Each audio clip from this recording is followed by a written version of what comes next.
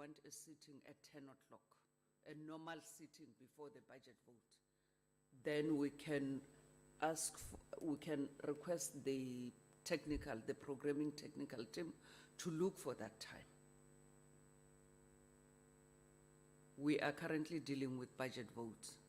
So I have never seen in any way where we disrupt the agreed program of the budget vote to accommodate anything that is urgent, unless if we say we are cancelling the budget vote for a specific date, but that is highly impossible. Thank you. The Honorable Singh.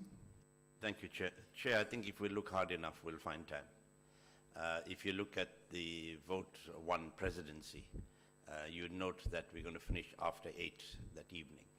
So, I mean, those are exceptions. And on urgent matters, we should also find the time. But we must also realize that these are two separate issues. The issue of establishing whether the matter is urgent or not resides with the Speaker. Our responsibility as programming is once the Speaker says, yes, it's urgent, we must find the time. So I also agree that let the programming technical team, I agree with the Honorable Dakuda, go and find time for this to happen. Thanks. Honorable Kwagube. I think I'm covered by Honorable Singh. I mean, because for instance, the grey listing debate was requested in February, and it took us until May to have it done. So I think, as Honorable Singh says, once the Speaker does deem something urgent, we then need to prioritize it as such. So I think Honorable Dakuda has given us a way forward to try and find time for the debate. Now, what we will do is that we'll work with a technical team, since the Speaker has given the go-ahead for the matter to be debated, and then it will be reported back to the different political parties, so that it is correct, the interpretation of Rule 130. We cannot change that rule now. So it must simply be done once the Speaker says, but then we need to take into consideration all these other things that are there. And if it means that we sit longer one day and one evening, so be it. Then it needs to be done.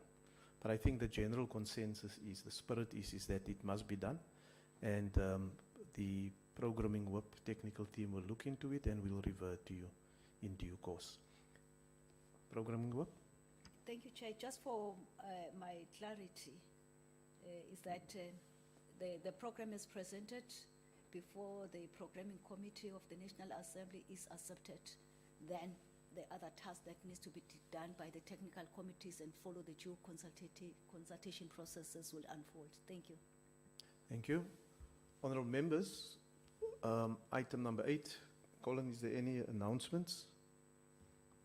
Not from the table, Chair. Not from the table. Any announcements, honourable members? Honourable members, it brings us then to the end of this meeting. Thank you very much for your presence and participation, and the meeting is now adjourned.